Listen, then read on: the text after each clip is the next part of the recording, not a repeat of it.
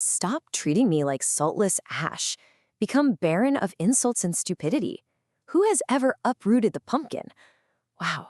Just imagine having those words hurled right at you. It's so visceral, isn't it? It's just this raw, intense lament. What we're hearing is the sound of a woman watching her marriage, and honestly her entire world, completely crumble. But the thing is, she isn't just crying about it. She's fighting back. And her weapon of choice? An absolute masterclass in poetic takedown. Welcome to The Explainer. Today, we're decoding a true titan of African literature, Okot 1966 masterpiece, Song of Lawino. Now, this isn't just a poem about a bad marriage. No way. It is a full-on cultural earthquake. It's a text that literally shook the foundations of post-colonial literature, and today we're going to break down exactly how Pitek used a supposedly uneducated village woman to completely dismantle the legacy of Western colonialism. Here's our roadmap for The Explainer. We'll hit the matrimonial discord, the clash of cultures, the Acholi oral tradition, satire and symbols, and finally, decolonization and legacy. Let's jump right in. Section 1. The matrimonial discord. A marriage on the rocks. So, at its core, this massive geopolitical text is actually anchored by an incredibly intimate human conflict. You have to look at this stark contrast. On one side, you have Lawino. She fiercely represents the indigenous Acholi culture of Uganda. She's tied to motherhood, the traditional home, really the psychological womb of Africa. And on the other side, her husband, Ocol, and his concubine, Clementine. They represent this uncritical, almost blind embrace of Western bourgeois values. Ocol is this modern university-educated guy who basically despises Lawino for being too village, while Clementine goes so far as to starve herself and use skin lightening powder, which, by the way, Lawino just ruthlessly mocks.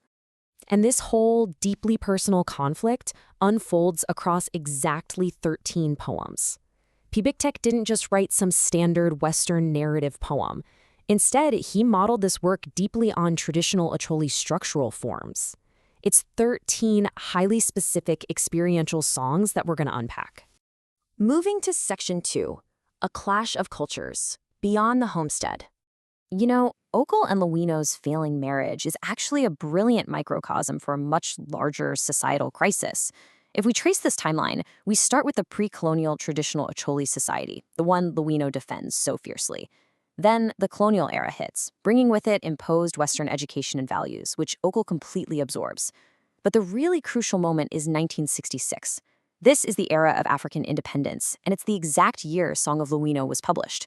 Former colonies were desperately trying to figure out who they were, and that led to the rise of a new native bourgeois class, basically educated African elites who replaced the white colonizers but kept acting exactly like them. Ocol is the absolute poster child for this culturally lost elite. Section 3. The Acholi oral tradition, weapons of song. So how exactly does Lawino fight back against this massive cultural shift? Well, she relies on Acholi orature. This is communally owned oral literature that functions as a vital tool for social reform. Now, Ocol dismisses Lawino as completely ignorant, but critics point out something super fascinating. Lawino's voice is actually an honest deception. Okot, who was an Oxford-educated anthropologist, deliberately chose a village woman as his mouthpiece. She relays these incredibly complex, surgical critiques of Western civilization just by claiming she's singing traditional songs. She isn't unlearned at all. She's a master rhetorician, completely dismantling his world using her own culture's tools. It's really clever how Pitek repurposes different traditional Acholi song structures for very specific rhetorical goals. When Lawino targets Ocol and Clementine, she uses grave and comic satire to just ridicule their cultural deviancy. For example, she compares Clementine's powdered face to a wizard getting ready for a midnight dance. Then, when she targets herself, she shifts to praise songs, trying to remind Ocol of the beautiful village girl he once loved. And finally, she uses laments or dirges to mourn the tragic loss of her clan's identity. Section 4. Satire and Indigenous Symbolism. Okay, the imagery Lawino uses is unforgettable. Sometimes it's deliberately shocking just to break through Ocol's brainwashed exterior. Yes, his testicles were smashed with large books. That's arguably the most famous, visceral quote from the entire text.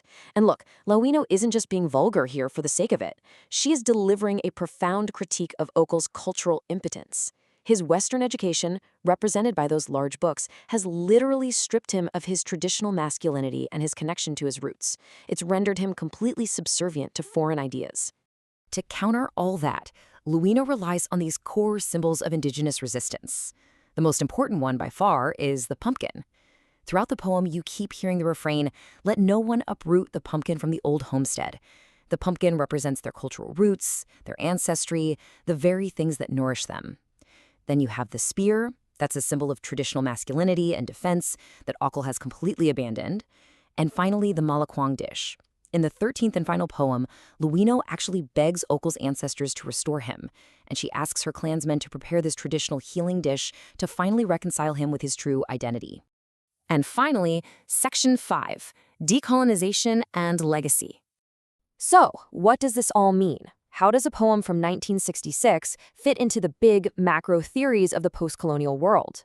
Well, Lawino's song actually perfectly mirrors some major academic frameworks. Step 1 is the Fanonian struggle. Frantz Fanon famously wrote about the psychological damage of colonialism, where the colonized are literally taught to hate themselves. Ocol's hatred of his own blackness? That is textbook colonial self-hatred. Step 2 aligns with Mugigi wa Thiong'o's theories on decolonizing the mind through language. By singing in the traditions of the Acholi, Lawino is fiercely reclaiming her identity. And step 3 is the ultimate goal here, resisting global homogenization by maintaining intense cultural pride. Now, take a look at Katru's 3 circles of indigenization. Our sources highlight a fascinating detail. Okot originally wrote this entire text in the Acholi language, but then he self-translated it into English. By doing that, he engaged in what we call indigenization. He essentially forced the English language to carry the heavy weight of native Acholi flora, fauna, idioms, and even untranslated words like malakwang. He took the colonizer's language and turned it into a potent, global space for resistance, putting African cultural identity right on the world stage. It's a real game changer. Which leaves us with this final, genuinely provocative question. Has your pumpkin been uprooted? In a world that constantly pushes us toward a single, homogenized global culture, Ocol PBTech's masterpiece challenges every single one of us. Are we like Ocol, smashing our own roots with the heavy books of someone else's culture? Or are we protecting our old homestead? It's an absolutely incredible piece of literature, and I highly encourage you to go read it for yourself. Thank you so much for joining me for this explainer, and keep learning.